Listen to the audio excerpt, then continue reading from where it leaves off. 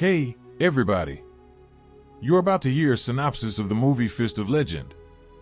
Enjoy the show. Kyoto, Japan, 1937. Japan sent troops into China to occupy Shanghai. Relations between the countries have escalated to the threat of war. Chinese student Chen Zhen is studying at Kyoto University. A group of Japanese karate fighters burst into the auditorium to chase the Chinese out. They began beating the students, but when Chen Zhen entered the fray, he didn't leave the karatists any chance. He kicked out their internal organs and broke their limbs. The beaten Japanese crawled towards the exit. The head of the Black Dragon clan had just arrived. He is the uncle of Mitsuko's classmate Chen Zhen. Fumio Funakoshi is impressed by the student's fighting abilities. Also, he learns that the Chinese are dating his niece. The man found out that Chen Zhen was trained by the famous Master Ho, and just yesterday he read in the newspaper that the teacher was killed by the Japanese Akutagawa right. At the time of the fatal fight, the boy immediately headed to the harbor to catch his teacher's funeral. He was like a father to him. He promises Mitsuko that he would return only when the Japanese soldiers left Shanghai. In Shanghai, Chen Zhen is surrounded by a crowd of little beggars. The boy asked to be taken to a Jingwu school, but Rickshaw advised him to choose another school to learn Kung Fu. With the death of its mentor, its reputation was now at zero.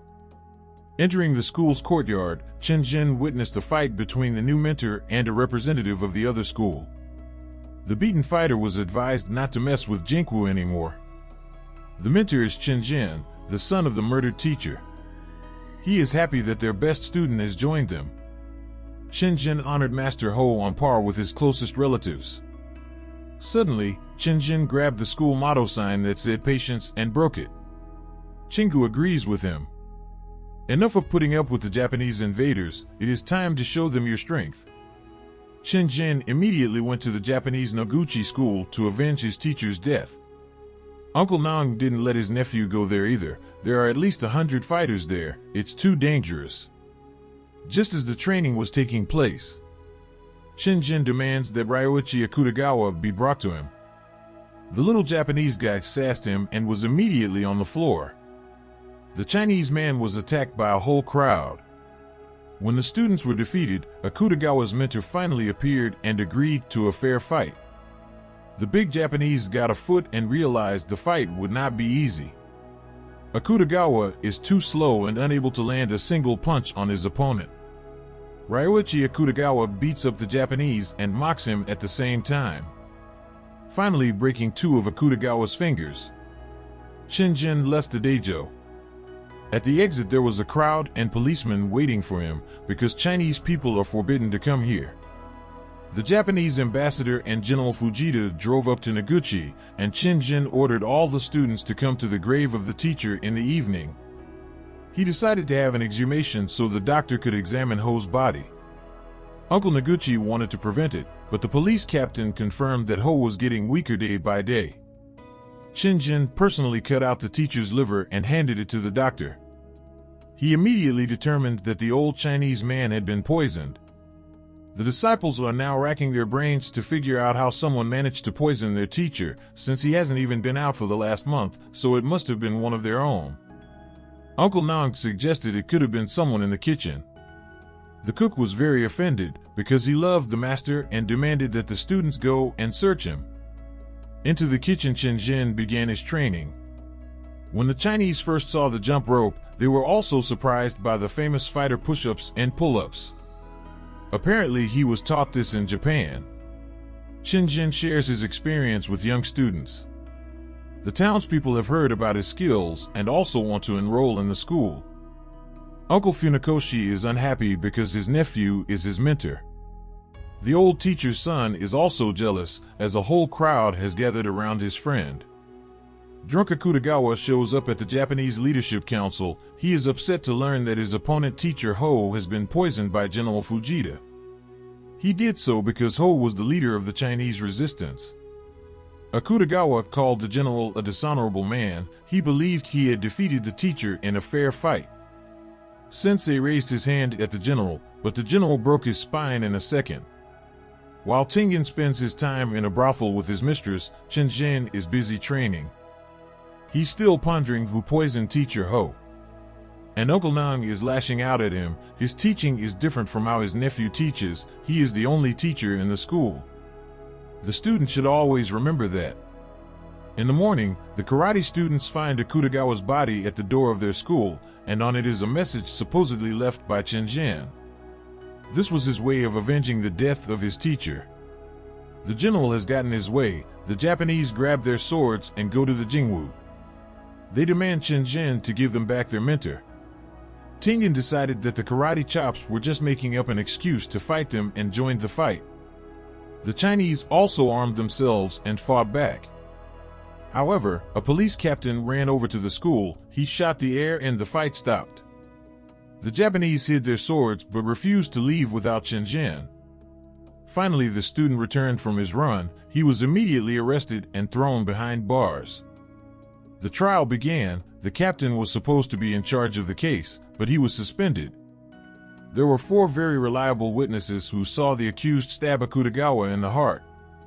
But the testimony of the Chinese, according to the prosecutor, could not be trusted. But then a Japanese woman, Mitsuko, entered the court and lied that on the night of Akutagawa's murder, she was with Chen Zhen at the hotel.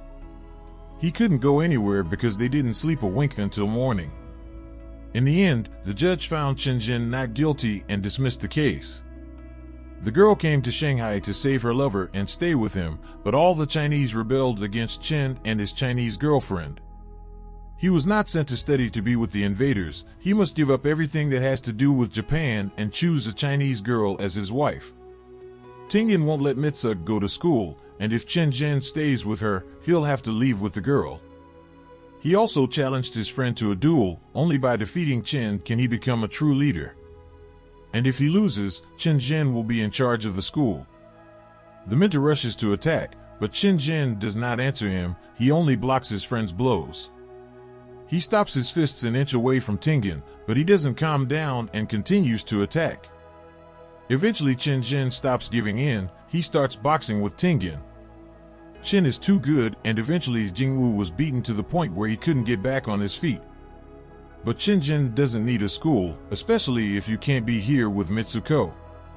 The martial artist bowed to teacher Ho's altar and walked away. The lovers wanted to stay at a hotel, but the owner won't let Japanese people in.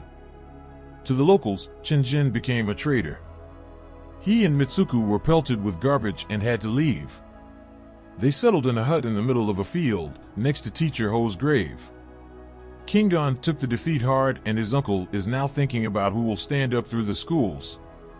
If they are challenged, the karate chopper arrives here this evening and reports that the great sensei Funakoshi has challenged the Jingwu school, and the students can't find Tingyan anywhere.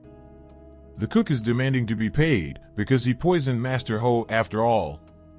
His nephew brought him the poison, and he decided to remove the witness so he wouldn't complain.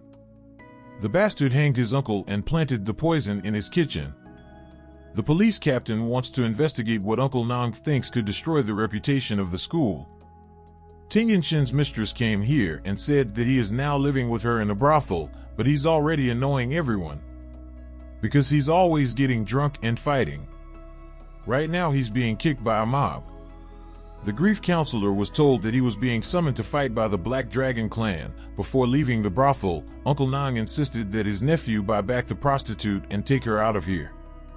Uncle Nang reassures King Gon, though Funakoshi is a better fighter in Japan, he's not young anymore. King Gon trains nonstop, but misses punches even from his students. They realize that his mentor is out of shape.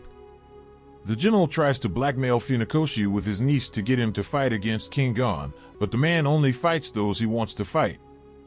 Funakoshi has trouble finding where his niece lives. He and Chen Zhen are going to get married when the Japanese and Chinese stop fighting. The Japanese want to fight in secret against Chen Zhen because he knows he is the strongest in the Genku school. The great fighters argued a little bit about whether Kung Fu or Karate is cooler and were about to start the fight, but then Funakoshi wanted to warm up. Chen Zhen thought that his grandfather was already rusty, but then the Japanese rushed into a lightning attack and the young fighter had a hard time. Chen Zhen took up his boxing stance again and Funakoshi copied it instantly. Suddenly, the wind was falling and the old master got dust in his eyes. Chen stopped to keep things fair. He suggested his opponent put on blindfolds and continue to fight blindly. Fighters navigate by hearing and use dry grass to deceive each other. The long and equal fight ended with the opponents clutching each other on the ground. Funakoshi grabbed Chen by the throat and stopped. The fighters complimented each other, and Funakoshi admitted that he won the fight only because he had adopted Chen's style. If a young opponent learns to readjust on the fly, he will also always win. Funakoshi goes back to Japan, but warns that he is not the best fighter of his country. The strongest karate master is called a perfect killer, and he doesn't know what the honor of a samurai is. Funakoshi talks about General Fujita. He considers the conquest of the Jingwu school to be the first stage in the conquest of Shanghai and then all of China. It seems that war cannot be avoided, which the ambassador does not want. Tengen came to his friend's hut, but Mitsuku welcomed him and gave him tea. Kingon brags that Chen is now living with him at school. Chen realizes that he can't do that. In China, a Japanese woman is worse than a prostitute. That's why he can't go back to school. Mitsuko overhears their conversation. Kingon taught his friend his father's style so he could teach it to others, in case the mentor doesn't survive a future fight. When Chen returned to the hut, he found a note instead of his favorite. Mitsuko would return home so as not to distract him before an important fight. She will wait for him in Kyoto when the war is over.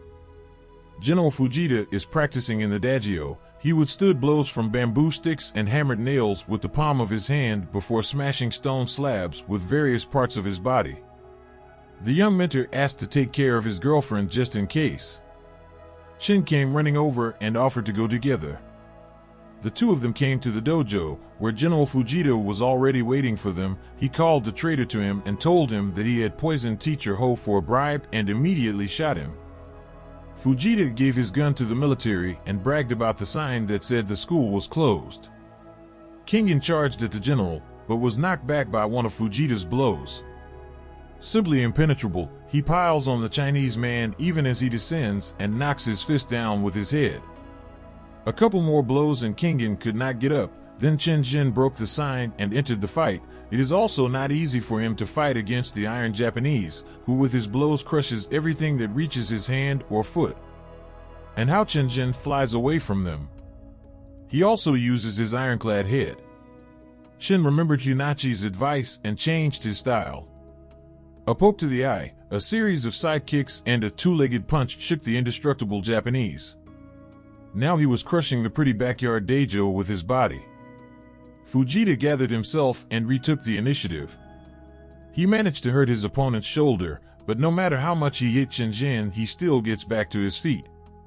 Through the window, they flew back into the hall, where Chen fixed his shoulder and began to hit the general. The latter wanted to make a huge hold and break the Chinese's spine, but Chen grabbed him by the neck and threw him over himself.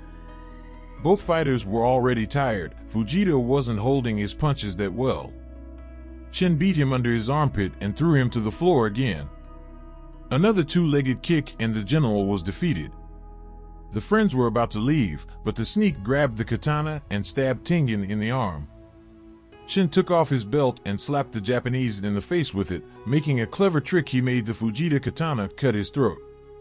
The Japanese soldiers rushed into the daze and, seeing the dead general, pointed their guns at their friends. On the other side, Chinese policemen ran into the building. The impending massacre was stopped by the ambassador and ordered the troops to withdraw, but someone must answer for the general's murder. The Japanese military won't let it go. Chen Zhen agreed to be the scapegoat if it would help prevent war. Chen Zhen became a folk hero and was shot so the Japanese wouldn't have a problem. But it turned out to be a fake execution. The ambassador helped Chen leave China and go to Japan to see his beloved Mitsuko.